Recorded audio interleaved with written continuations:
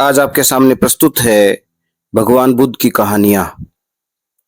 भगवान बुद्ध के पहले जन्म की बात है। उस समय वे बोधिसत्व अवस्था में थे। उन्होंने एक समृद्ध घर में जन्म लिया था।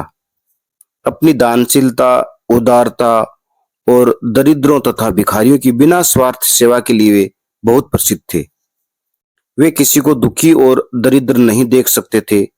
अपने पास जो भी था उसी से गरीबों की सेवा करते थे। उनके लिए यह बात असहनीय थी कि कोई दरवाजे पर आकर लौट जाए। एक दिन प्रातःकाल बिस्तर से उठने पर उन्होंने देखा कि घर की सभी वस्तुएं चोरी चली गई। नाम मात्र को भी वे चोर ने कुछ भी नहीं छोड़ा है। धन में उनका लगाव, ममता तो थी ही नहीं, इसलिए चोरी से वे दुखी नहीं हो सके। पर बार बार ये सोचकर दुखी होने लगे कि जिस घर से आज तक कोई व्यक्ति खाली हाथ नहीं गया, उसी से भिक्षु और कंगाल लोग भूखे प्यासे और बिना संतुष्ट हुए चले जाएंगे। भगवान बुद्ध इस प्रकार सोच रहे थे कि उनके नेत्रों में नया प्रकाश आ गया। वे खुशी से नाच उठे। चोरों ने शेष सामान में एक हंसुआ और रस्सी छोड़ी थी। भगवान बुद्ध ने तत्काल कहा कि सेवा का साधन मिल गया। अब मेरे दरवाजे से कोई खाली हाथ नहीं लौटने पाएगा। निर्धनता में भी भगवान बुद्ध ने कार्य संपादन का उपाय सोच लिया। वे दिन भर उसी हंसे से घास काटते थे और शाम होने पर सिर पर घास का बोझ लादकर बाजार में बेचा करते थे। मेहनत से जो भी कुछ पाते थे उसका भीखमंगों और असहायों की सेवा में सदुपयोग करते थे। कभी कभी तो ऐसा भी होता था कि खुद भूखे रहकर दूसरों की आवश्यकता पूरी कर देते थे। तुम्हारा धन चोरी में नहीं गया। तुम्हारी उदारता, दानशीलता और सेवावर्ती से उसका अभाव हो चला है। मैं तुम्हें सावधान करता हूं कि इस गरीबी में कण कण जोड़ने से पहाड़ खड़ा हो गया है। एक दिन दिव्य पुरुष ने भगवान बुद्ध को चेतावनी दी। उत्तम लोग कभी भी गलत कार्य मार्ग पर पैर नहीं रखते। जिस धन को बटोरने में मुझे स्वर्ग के ही ऐश्वर्य क्यों न मिले, मैं दान व्रत का त्याग नहीं कर सकता। धन आता है चला जाता है, वह क्षणभंगुर है, पर दान आदि सेवापयोगी सद्गुण बार बार नहीं मिला करते। उनके सारे अपने जीवन को समृद्ध करना ही श्रेष्ठ पुरुष का श्रेष्ठ आचरण है। वे नित्य दिव्य संपत्ति है। मैं उनका परित्याग किसी भी मूल्य पर नहीं कर सकता। भगवान बुद्ध ने दिव्य पुरुष से निवेदन किया, तुम धनियों के योग्य बातें करते हो, तुम तो बड़े गरीब हो। दान देते देते सब कुछ खो बैठे। जिनके पास खजाने हैं, असंख्य दास दासियां हैं, उनके लिए दानशीलता अलंकार है। तुम्हें तो चाहिए कि परिश्रम से अर्जित धन का थोड़ा सा अंश कभी कभी उत्सव आदि में मित्रों को बुलाकर वे कर दो। इससे नाम बढ़ेगा, कीर्ति अमर होगी। दानवर्ती को छोड़ना ही तुम्हारे लिए श्रेष्ठ कर है। जब तुम्हारे पास कुछ भी नहीं बचा है, उसमें यदि दान नहीं दोगे तो क्या बिगड़ जाएगा। दिव्य पुरुष ने भगवान बुद्ध की परीक्षा ली। आपका ऐसा आग्रह अनुचित है। दूसरे के हित की अपेक्षा अपने स्वार्थ की ओर ध्यान देने वालों को भी दान और असहायों की सेवा में लगा रहना चाहिए। जो दूसरों के दुख में अपने आप तक का दान कर सकता है, उसके लिए स्वर्ग का राज्य भी बेकार है। धन की तरह यह जीवन भी क्षणभंगुर है। मैं उत्तम कार्य पथ से कभी विचलित नहीं हो सकूंगा। यदि मेरी पूर्व स्थिति लौट आएगी तो दीन दुखियों की प्रसन्नता और बढ़ जाएगी। इस असहाय अवस्था में तो मेरा सब कुछ उनके लिए ही है। भगवान बुद्ध ने दृढ़ता से कहा, तुम धन्य हो, धन्य। समस्त संसार स्वार्थ और ममता से अंधा होकर धन बटोरता है, अपने सुख के लिए दूसरों को दुख देता है, पर तुम धन का परित्याग करके भी सेवा और दीन दुखियों की सहायता में लगे हो। मैं परीक्षा ले रहा था, मैंने तुम्हारा धन छिपा दिया है, वह तुम्हें फिर दे रहा हूं। धन का सदुपयोग तुम कर सकते हो। इंद्र ने अपना वास्तविक रूप प्रकट किया, फिर अदृश्य हो गए। महात्मा बुद्ध की दूसरी कहानी है मध्यम मार्ग।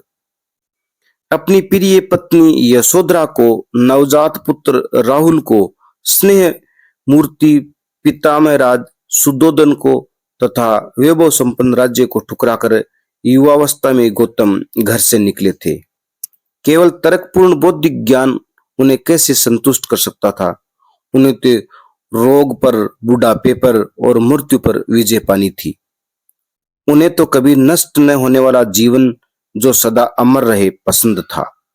प्रसिद्ध विद्वानों, शास्त्रों को जानने वाले प्रकांड पंडित के समीप वे गए, किंतु वहां उनको संतोष नहीं हुआ, हो नहीं सकता था।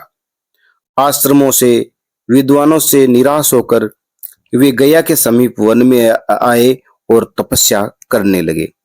जाड़ा, गर्मी और वर्षा में भी गौतम वृक्ष के नीचे नग्न अपनी वेदिका पर स्थिर बैठे रहे। उन्होंने सब प्रकार का आहार बंद कर दिया था। लंबे समय से तपस्या के कारण उनके शरीर का मांस और रक्त सूख गया, केवल हड्डियां, नसें और चमड़ा शेष रहा। गौतम का धैर्य अडिग था। कष्ट क्या है, इसे वे अनुभव ही नहीं करते थे, किंतु उन्हें अपना लक्ष्य प्राप्त नहीं हो रहा था। तपस्या से ज्ञान नहीं हुआ करता, उसे सिद्धियां मिलती हैं। एक सच्चे साधक, सच्चे मुक्ति की कामना करने वाले के लिए सिद्धियां बाधक हैं, मार के प्रलोभन है। गौतम ने उस पर प्रलोभन पर विजय प्राप्त कर ली थी। एक दिन जहां गौतम तपस्या कर रहे थे, उस स्थान के समीप के मार्ग में कुछ गायिकाएं निकली। वे किसी नगर के उत्सव में भाग लेकर अपने घर पर लौट रही थी। मार्ग में भी वे गाती, बाजे बजाती, नाचती, आमोद प्रमोद करती जा रही थी। वे जब गौतम की तपोभूमि के पास से निकली, तब एक गीत गा रही थी। उस गीतिका का भाव ये है: सितार के तारों को ढीला मत छोड़ो। ढीला छोड़ने से वे उत्तम स्वर नहीं उत्पन्न करेंगे, परंतु उन्हें इतना भी मत खींचो कि वे टूट जाएं। गौतम के कानों में वह संगीत ध्वनि पड़ी। उनकी ज्ञानेंद्रियों में सहसा प्रकाश आ गया।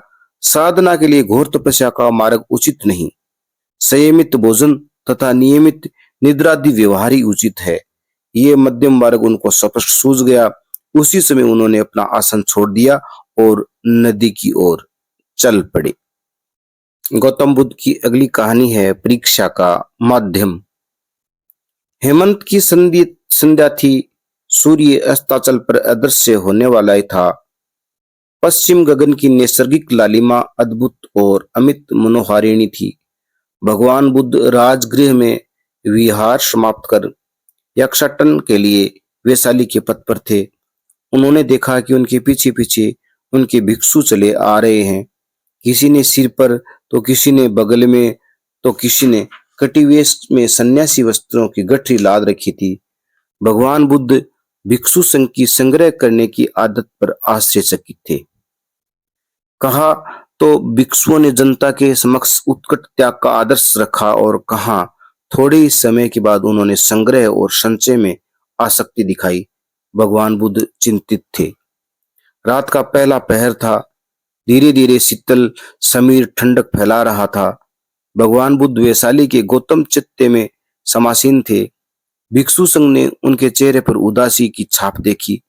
भिक्षुओं ने चरण वंदना की। वे अपने अपने आसन पर चले गए। भगवान का मन बार बार यही विचार कर रहा था कि किस प्रकार संघ की संग्रह करने की आदत का अंत हो। उन्होंने कपड़ों को सीमित करने का निश्चित किया और अपने आप को ही कड़ी परीक्षा का माध्यम स्थिर किया।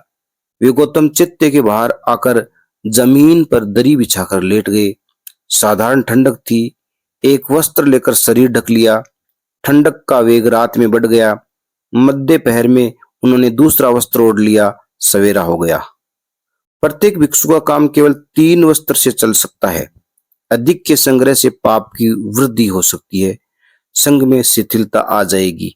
भगवान बुद्ध ने भिक्षु संघ को आमंत्रित कर अनुमति प्रदान की। संघ की वैराग्य वृत्ति को कलंकित होने से बचा लिया। उन्होंने अपने जीवन के त्यागमय अनुभव का दूसरों के हित में उपयोग किया।